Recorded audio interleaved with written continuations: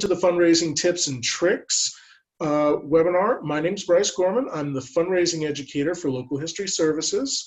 As the fundraising educator, my position means that I provide consultations, webinars like this, workshops on as many aspects of fundraising as I can. I've been in fundraising for about 15 years almost, or in some aspect of it. And it is something I love talking about. So if anyone has any questions or comments or anything they'd like to discuss afterwards, you'll have my contact information. So please feel free to reach out. Everything that I do is made possible by Lilly Endowment. Lilly Endowment funded the Heritage Support Grant Program, which I believe a lot of folks are aware of. But the Heritage Support Program, it provides project grants and mini grants to local history organizations in the state of Indiana. We have $50,000 project grants. The next project grant cycle will be March 2nd in 2021, and that's when the summary proposal will be due.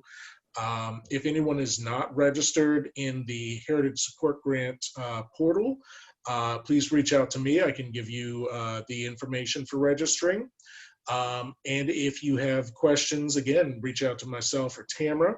We also have a mini grant that will be, the proposals will be due September 1st. So if this is the first time you're hearing about this, I do know that'll be a very short turnaround, but so I do want to say thank you to Lilly and everyone. And now I'd like to turn it over to Tamara to introduce herself. Hi, everyone, and welcome to our fundraising tips and tricks discussion. I'm Tamara Hemmerlein. I'm the Director of Local History Services at the Indiana Historical Society. We're a department that travels all over Indiana working with local heritage organizations on whatever their needs may be. We do training, site visits, consultations, things like that. Right now, we are working remotely, so we're available via email and virtual conversations and meetings. I'm here today to sort of second chair with Bryce, which means I will be watching the chat box. I'll be populating that chat box with links and things to things that Bryce has mentioned. I'll also be watching out for any tech issues.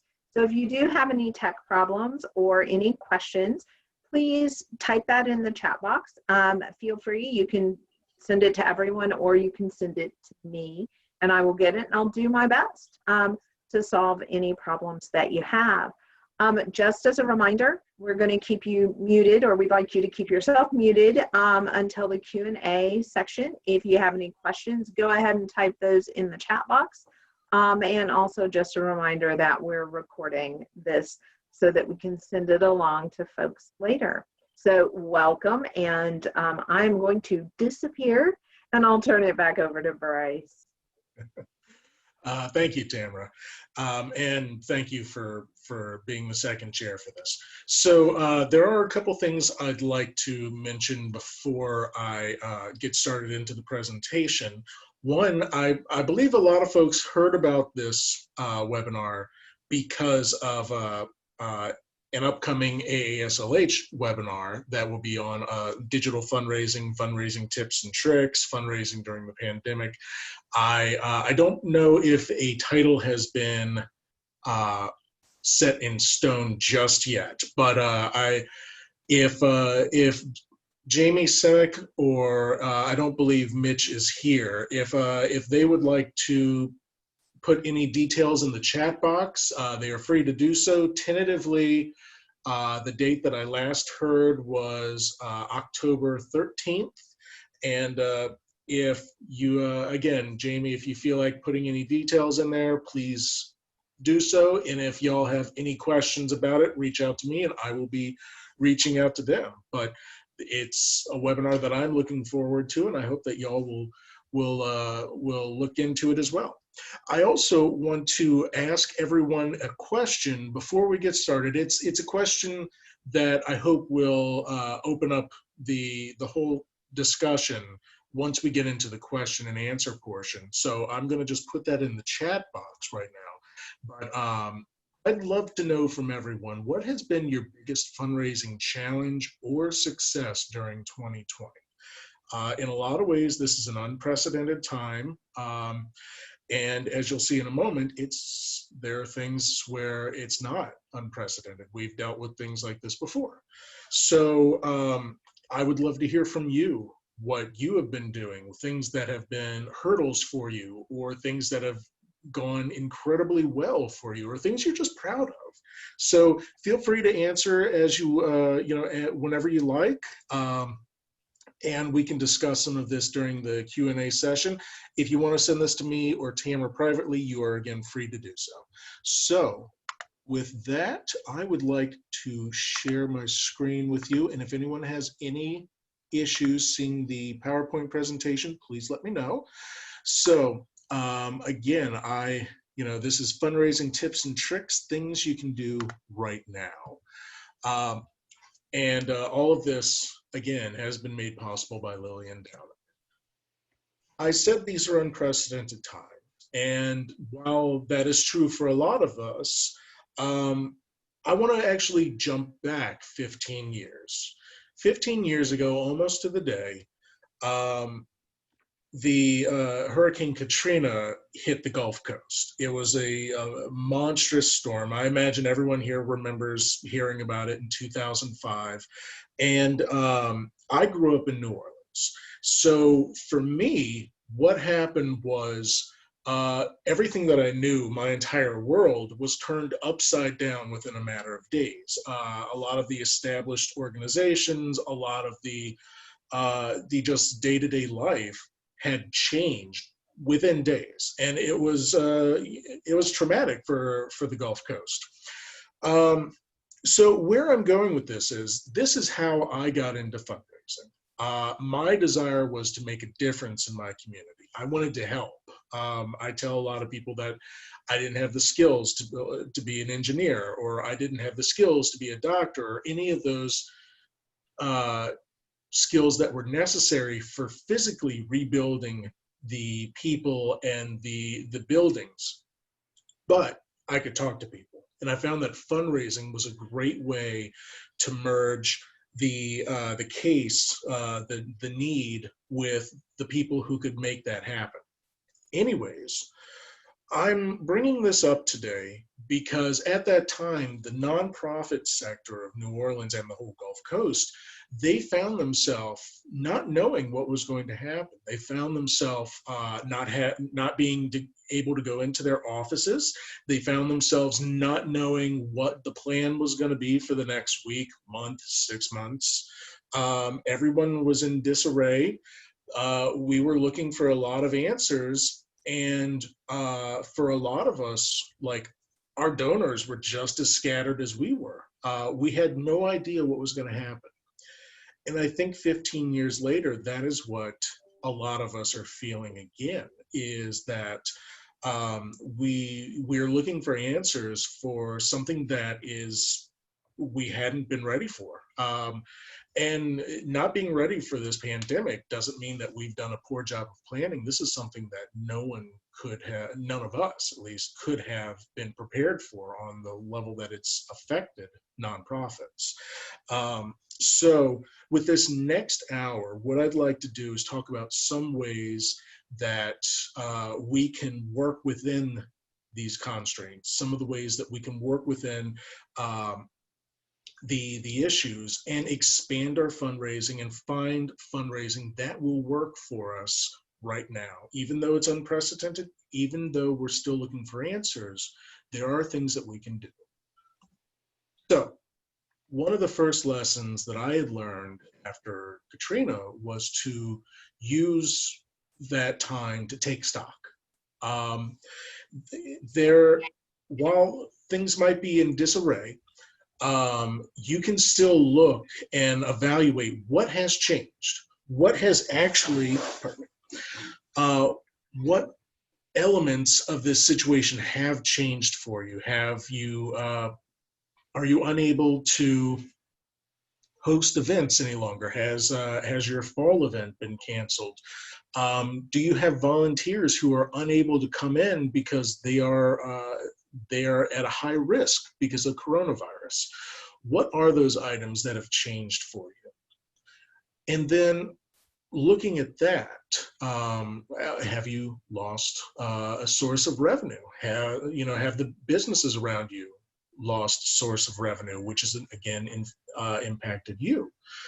And in that, what needs to change? The reason I have what has changed and what needs to change is that of those elements that have changed, what do you need to adapt to? What So if you don't, if your volunteers cannot come into your physical structure, or you're not even open, but they still want to help, are there ways that they can help out? Can they do some of the work on, say, Past Perfect online? Can they write thank you notes to donors? Can they reach out to donors? We'll talk about that in just a little bit. For the businesses that have might have been affected, if you're an organization that has looked for, say, corporate philanthropy or municipal philanthropy, or not philanthropy, but have they received money from the city or the county? And if those don't look like they're going to be coming up again, if it looks like you're losing that source of revenue, what are other ways you can work with those groups? Can they help you in some other way? Perhaps promoting you for their business, or offering you items for a digital fundraiser, like a silent auction. Again, these are things we'll get into further. So even though we're all in this pandemic right now, and even though it is very chaotic at times, there's still things you have to work with. You still have needs, you still have an organization that has a story, and you can still tell that story. You can still reach people. So you have a lot of things to work with. You might still have that very, robust volunteer base. All of that going down to, what do you need? For a lot of us, it's money. A lot of us, we need funds. We need a source of income. Other people, we need our space to be open again. And looking at what our needs are, who's going to be able to help with that? Maybe some of those sources of corporate philanthropy have dried up for the year. So are there other sources? Maybe you can look to some online giving options. Throughout any kind of situation like this, and it really doesn't matter if it's a massive hurricane, or if it is a pandemic, if it is a catastrophe of any sort, communication is always going to be key. And it's vital to be open and transparent with everyone. People want to know how you're doing. The people who care about you want to know how you're doing. And so your donors, even if they might have to hold off a year or two on giving, they still care.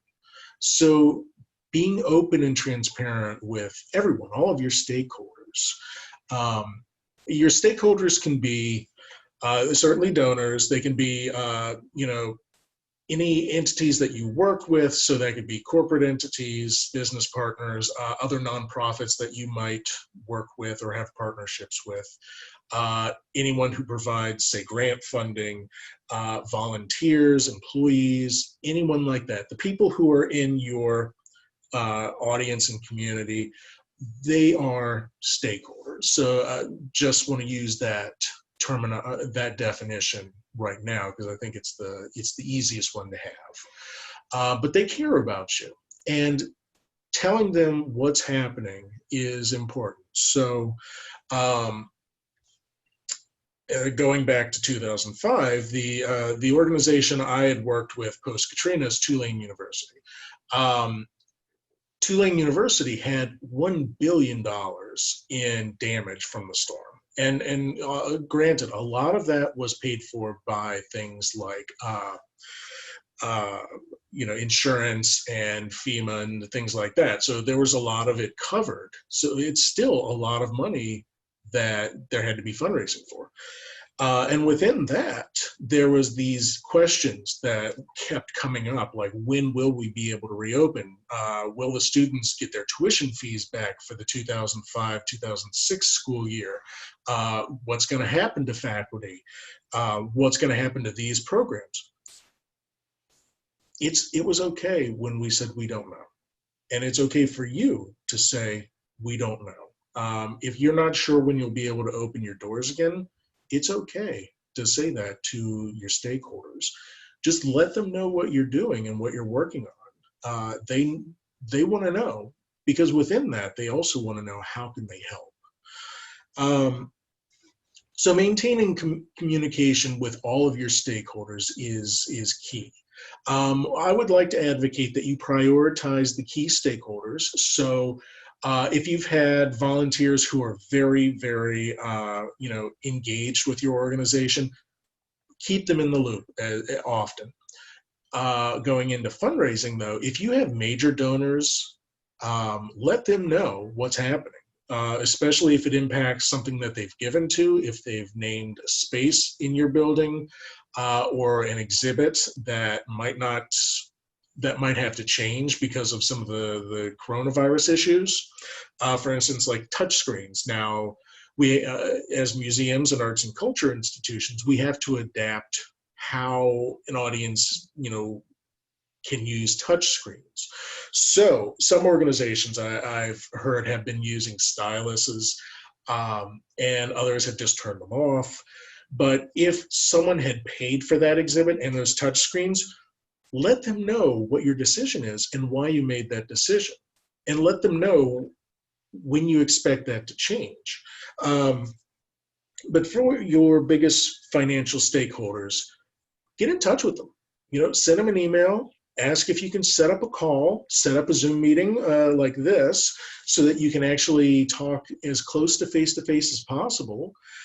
Heck, if they live close enough to you, you can always say, hey, can we talk from a responsible distance? There's no reason why you can't do that.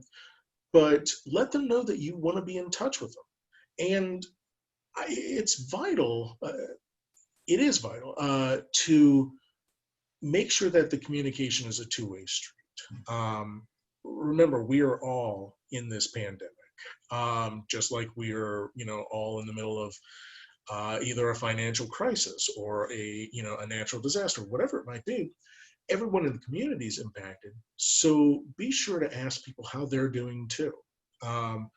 That might come up later, that if someone has, a business that is in trouble, it's good to know, and you can ask about it later. But make sure that all the communication you have with some of the key stakeholders, volunteers, staff, major donors, corporate sponsors, make sure that that's a two-way communication. You're asking how they're doing too.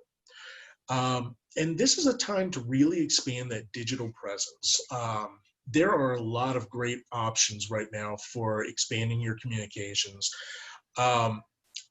We're going to be using YouTube for some of our meetings like this, our webinars.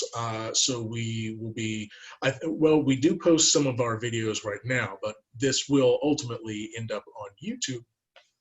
And so that's a way to keep the communication going. So if someone 3 months, 4 months from now wants to look at this webinar and watch us talk, they can do so.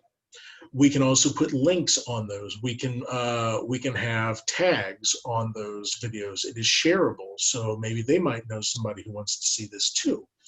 And that's something that a lot of organizations can use. There's some excellent options for online communication tools. So with YouTube, you can link to, from a fundraising point of view, you can link to your giving site for sure. But you can also link to other content. You can link to information that you might have on your website or images that you might have. Vimeo is another option, but they do charge on Vimeo. There are some nonprofit options for it, but I think you still have to pay for anything over a certain amount of storage space. But that is an ad-free version. Um, Social media is certainly a way to expand your communication. So each kind of social media has a different form of communication. I think it's important to look at what your audience is most comfortable with, but you can do some great storytelling through social media. Um, Sharing some of the unique stories on Twitter, using Instagram to share pictures. And Within that, you can also do things like give people a behind the scenes tour. So if you are a historic house museum and there are spaces that you don't normally open up, but for whatever reason you have to go into that space, you can always take a smartphone with you, and you can record it and talk about what are those spaces and what are you looking at, and you can post that online. People have lost nothing by doing that. So um, I do want to get back to some of those other options, but um, just one thing before I forget. If you do not have a giving page or a maintained website, this is definitely the time to do it. I know that is it can be it can be intimidating for someone who's never set up a site before, because it was for me. But Wix and Squarespace are good places to start, and they both have nonprofit discounts. So you can look at Wix Wix or Squarespace.com, I believe, and they can help you set up a website. They also have options for giving pages, but we'll talk about that a little bit later. So this is kind of the key of what we're doing right now is how do we solicit during coronavirus? One thing that I want to reinforce is just because this is a pandemic, that doesn't mean that you stop fundraising. You still have needs. Your organization still needs to pay its bills. It needs to pay for its staff. Your needs did not end when we shut down, and they're not going to be, for much, unless there's any huge change. They're not going to be different when things open back up again. You'll still have those needs, so we still have to fundraise. And it's not going to be the same fundraising. That's just the truth. Is right now we can't do the Harvest Carnival.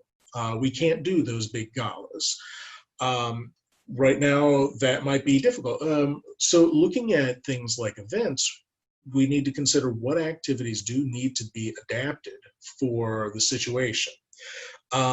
Events are the biggest ones because having a bunch of people in a tight space, or even a lot of people in an open space, is not only unsafe, it can be uncomfortable for people, and you don't want your donors or your stakeholders or audience to be uncomfortable.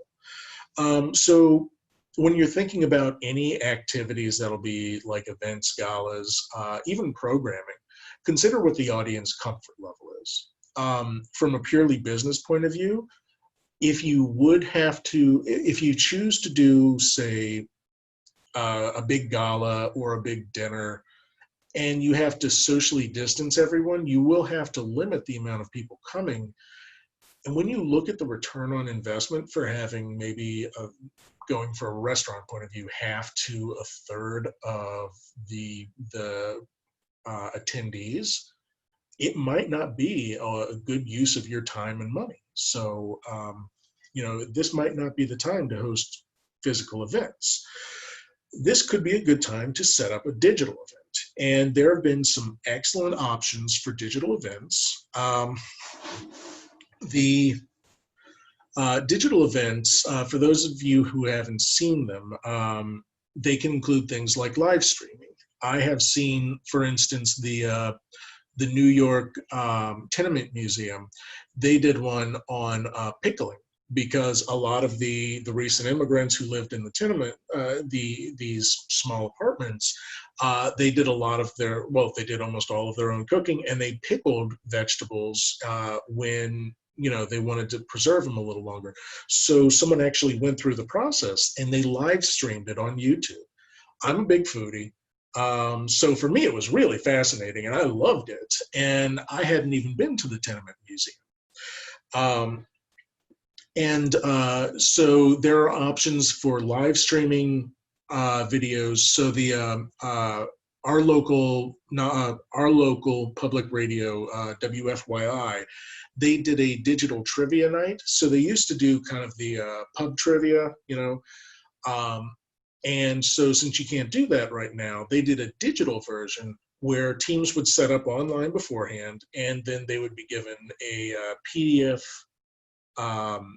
answer sheet, and they would be given the questions and all, and there were prizes, but it was just a fun way for people to hang out and still do that trivia. And it was still a good way for WFYI to promote the events they were doing, even digitally, and ways that you can support WFYI. At IHS, we've done a lot of live streaming events. Local History Services, Karen DePau, she did, and I want to get the exact title right, the History Happy Hour, Underwear Through the Ages, talking about how undergarments have changed throughout history. And it was so popular, they did a kind of a follow-up event just recently. But this is a great way to show your story to people who are sitting at home.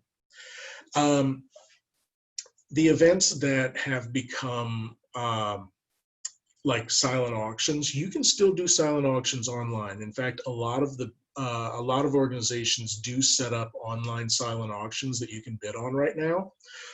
One that I really liked was the Indianapolis Public Library Foundation. They did the Public Library Foundation, they routinely have a gala. They can't do it right now.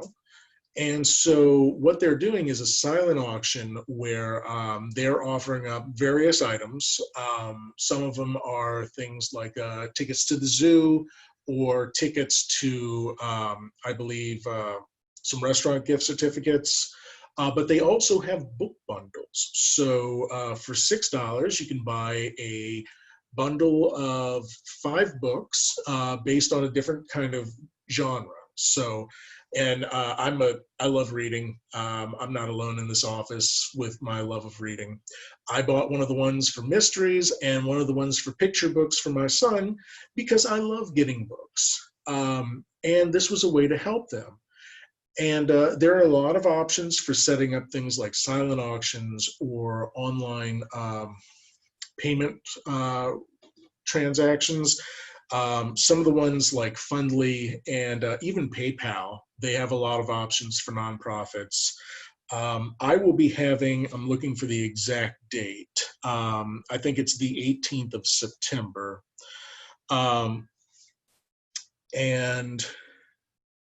Well, I will be having a fundraising, a digital fundraising webinar. I believe it is September 18th. That is, sorry, I'm trying to look at the exact. Thank you, Tamara. I'll be having a fundraising online webinar, and I'll have a lot more of the resources listed for folks. All of these online these organizations will take a percentage off the top. Some of them take a transaction fee. But if you can reach a larger audience, then this is a great way. This is, it's a reasonable fee. And there are also options for some of the different websites that you can have them build a lot of the website materials. So if, like me, you're not used to doing a lot of online website design, things like that, It can be very helpful. It can save some time, but get in touch with me if this is something you're interested in. I can give you some links to some sites. Again, none of these are sites that I have any personal stake in. You'll have to decide what is best for you and your organization, but I just want y'all to be aware of some of the options. Excuse me. So some organizations have made money off their membership.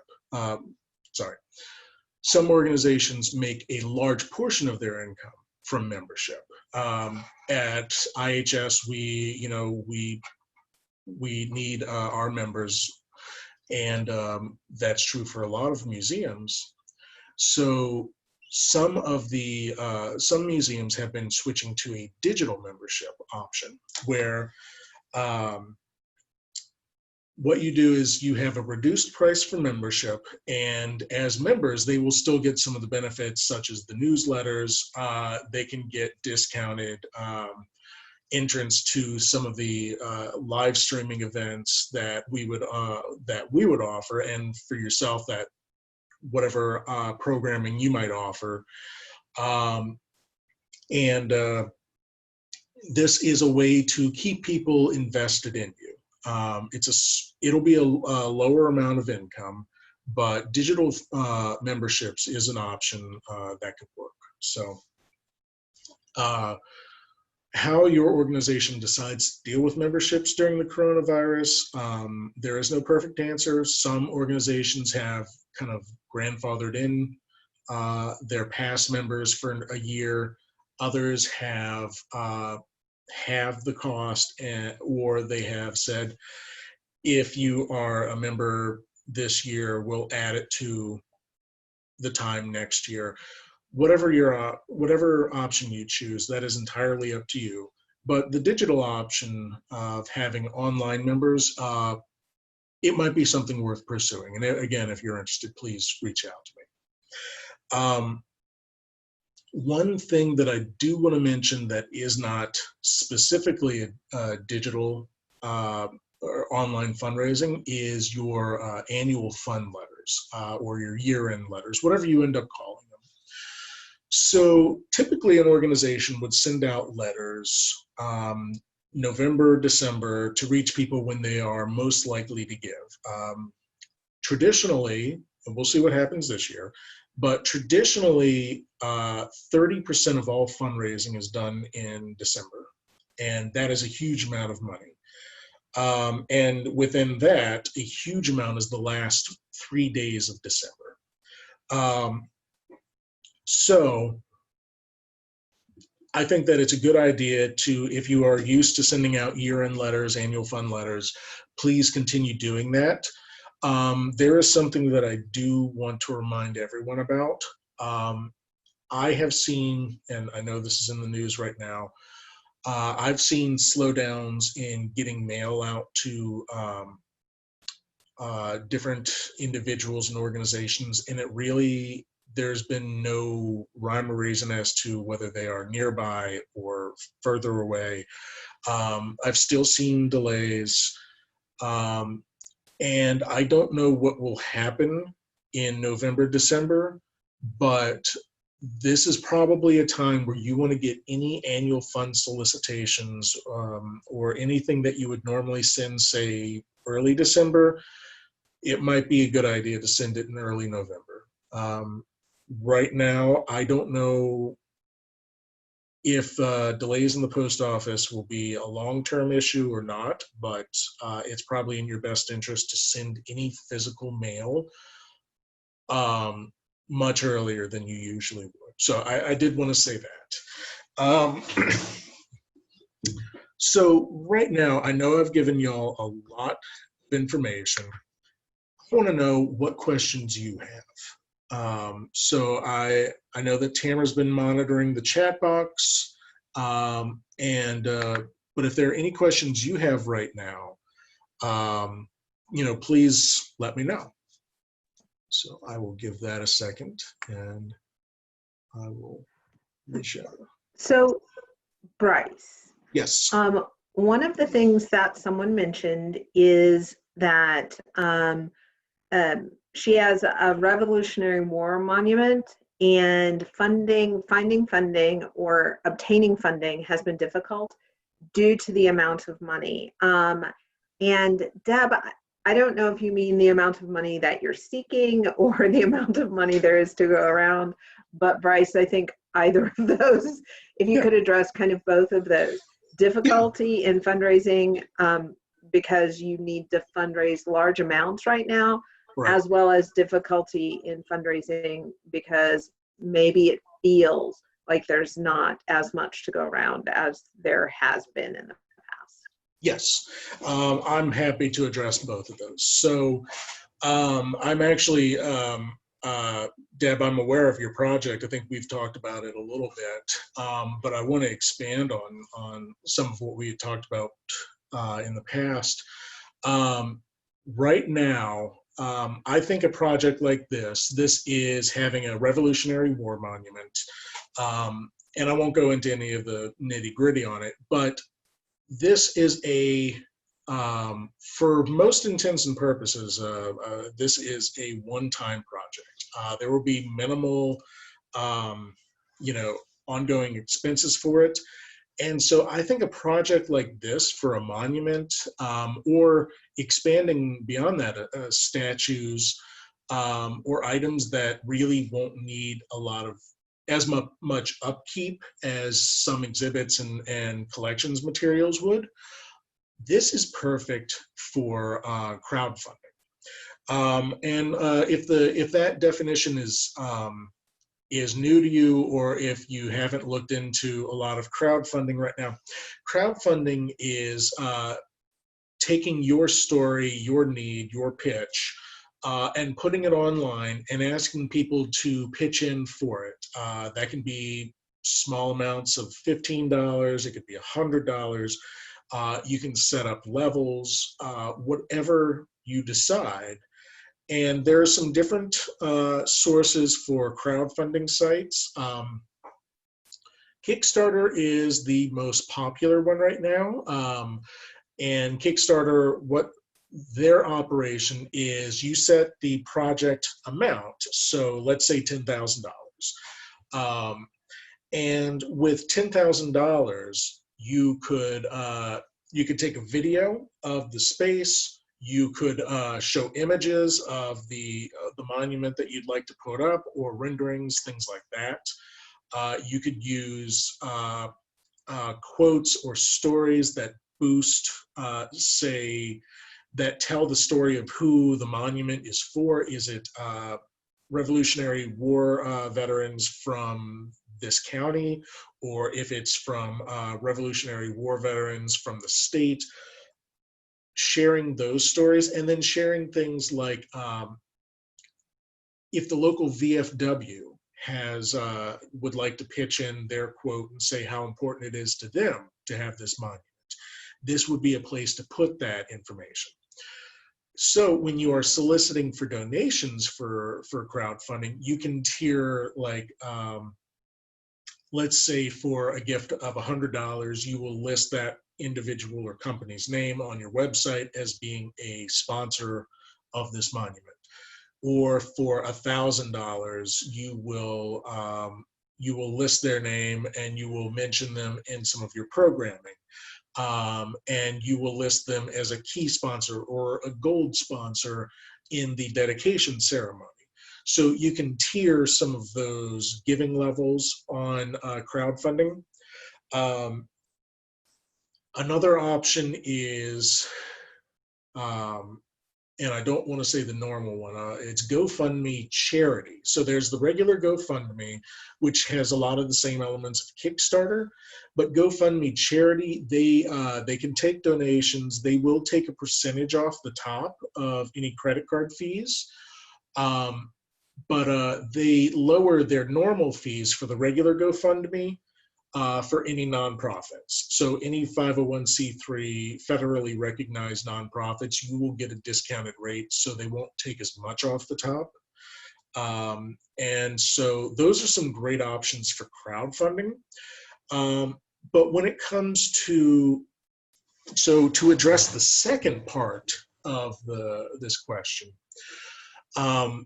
yes, right now a lot of large funders have been changing their priorities to they've been changing it to address coronavirus issues. So restaurant associations have been trying to make sure that people who work in the restaurant industry can still pay their own bills. People who are, companies have been scaling back on some of their philanthropy, or they've been funding things like hospitals or research. That doesn't mean that there is no money out there, though. And I do recognize the double negative. So all you can do is make your case and ask. And if somebody has typically given $1,000 a year philanthropically, and they've already given $1,000 to coronavirus related philanthropy, there's no reason you can't ask them to up the ante and give a little more this year. And if they choose to, if they make that decision, that's all you can do. Sorry, let me rephrase that. So you can make your pitch to an organization, to a donor, and the choice is theirs. If they want to decide that this is the year that they're going to double their annual giving, then they make that choice. But you still have to make your case, and you still have to ask. And so that would be the case for your existing donors. This is also a time to expand your potential donors, so reaching out to a larger audience. And so with that, any of your programming, so let's say I'm gonna just go with the underwear history. That would be a place. Well, we had a lot of people come and watch the programming, and we had a lot of people show up for the second edition. A lot of them probably weren't donors. They were just fascinated by the topic. It's still a good idea to remind people that this is only made possible because of fundraising. And this is only something that can continue if we get more members and if we continue to get funding. So that's a way to widen that audience. Yes, please, Tamara. Bryce, we do actually, related to some of the things that you're talking about right now in terms of big donors. Cassie had a question. Is $1,000 sort of the tipping point for a potential big donor versus a casual donor? Can you address kind of that issue? Is big donor, what does that mean? Right. There's the term your annual donors, major donors.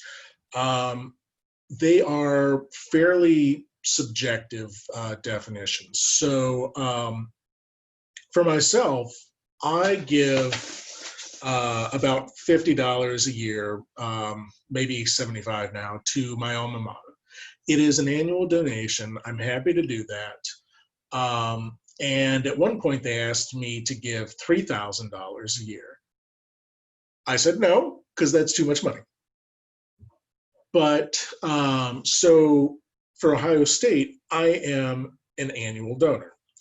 Someone who's giving, say, $100,000 to Ohio State might be a major donor, because the amount of money that they're receiving from campaigns and just the sheer amount of alumni and donors and so forth, they can raise that threshold that their major donors are starting at $100,000. But for an organization that's volunteer run, that is focused on county history, their donor base is going to be smaller than a statewide university. So for them, their major donors might be at the $500 level, or the $250 level, or the $1,000 level. So one way to decide what would be, say, a major donor versus an annual donor, um, look at all the funding that your organization gets in a year and look at the top 20% of your donors. Um, so let's say you have 100 donors, the top 20 donors, the ones who are giving the most, for most organizations, that top 20% of donors are giving 80% of the funding to your organization. That top 20, 25, if you choose, those are your major donors. What those numbers are is entirely up to your organization, but that's what your major donors would be. So I hope that is helpful. And I do want to say thank you to Jamie for posting the information about the AASLH conversations. And just to read it out to everybody, it'll be October 13th, 3 p.m. Eastern Time. It will be case studies for the Indianapolis Motor Speedway Museum and Wabash County Historical Society. They'll be doing case studies of their museums, how they've handled fundraising since the pandemic started, and the strategies and results. So Jamie has posted the link. So if anyone is interested in that one, please check on that one. And I am looking for any of the other questions that might have come up. And Tamara, if there's any that I have not addressed, please let me know. Do you have any, we have just a few more minutes, but do you have any suggestions for organizations that are just starting out in fundraising? Like anything you have, any suggestions you have for how they might build a foundation or start laying a foundation for fundraising? One of the folks here today is with an organization that is currently working on its 501c3 getting its 501c3 status. Yes. So how would they just as a startup? Right. So I think if you're getting started in fundraising, I think some of the things to start with would be one, start planning. And so start having an idea of what you are capable of. Actually, let me just backtrack really quickly. There are a ton of resources available on our website. So indianahistory.org. I think if you do indianahistory.org/grants, you will go to the Heritage Support Grants Program. There are a bunch of resources on there, but also the Local History Services section. Ton of resources, webinars, different options. And you can always reach out to me if you have specific questions. I can send you some of the plethora of documents that I have collected from fundraising research. But anyways, I think having a plan in mind of setting a calendar and looking at what can we do, who will be doing this fundraising, and what is reasonable for this person or people. So what I say by that is a very large organization, say the Ohio State or someone who's bringing in a huge amount of money, they're going to have a large staff. They're going to be doing every type of fundraising. They'll usually have multiple people doing face-to-face solicitations, events, plan giving, all this different types of fundraising. And that is too much for one person. So if you are a one-person shop, or even more work, if you are the director of an organization and your job is also all the fundraising for your shop, then that is a lot to ask. So look at what's achievable for you. Is that one year-end letter? is that going to be a giving page and sending solicitations via email because it's a little cheaper? It could be having one large event in the year, and it could be one letter. But whatever is reasonable for you, I think, is a thing to start putting into the calendar. So as I mentioned, with say a year-end letter, that would be something where if you want the letter to go out in before Thanksgiving, so say November 15th, then you want to have that final draft of the letter ready November 7th or so. And you want to get all the details for people you know and the people you want to receive the letter maybe by November 1st. So having that all in the calendar is a good step. The second thing that I would say beyond the planning and the preparing is looking at what do you need? Why do you need money in the first place? So one of the most important and seemingly it seems like it is a natural thing, but very often we don't put enough effort into developing this, is making our case. Making your case for support is not just saying we need money because we don't have it. Your case for support is saying, and I'm going to use Deb's option with the statue. Her making a case would be, we have 6 Revolutionary War veterans who are buried in this county, and their headstones have been lost. We know where they should be, and they have a story that is important to tell because it is part of this county's history, and it is part of it is important to preserve the memory of our veterans. That might be their case for why they need that monument. So finding your own case, why you deserve funding and why it's important that the funding happen today would be the next big thing. Bryce. Yes, ma'am. We just have a couple of minutes left. Okay. So I would like to... I know, time flies when you're having fun with fundraising. I would like to say right now that I can talk about fundraising all day. If this were not the pandemic, I would do 5-hour basics classes that are just scratching the surface. So let's consider this 1 hour the very quick version. But right now, before we all depart, I would like to bring it all back. This is actually something that Tamara and I talked about yesterday when we were discussing this webinar. I had initially listed this as key takeaways and lessons that I've learned. But in truth, these are lessons that we are learning. These are things that are still evolving. And sometimes you need to be reminded of how important they are. And other times, you have to just remind yourself that it is okay to ask for money.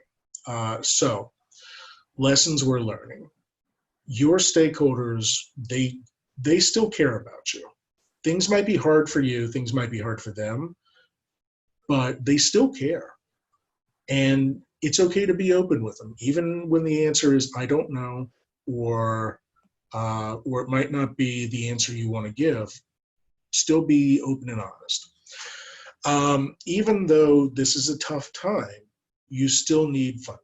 You still have a mission, and the pandemic did not automatically erase your mission. So you need and deserve funding. So don't stop asking.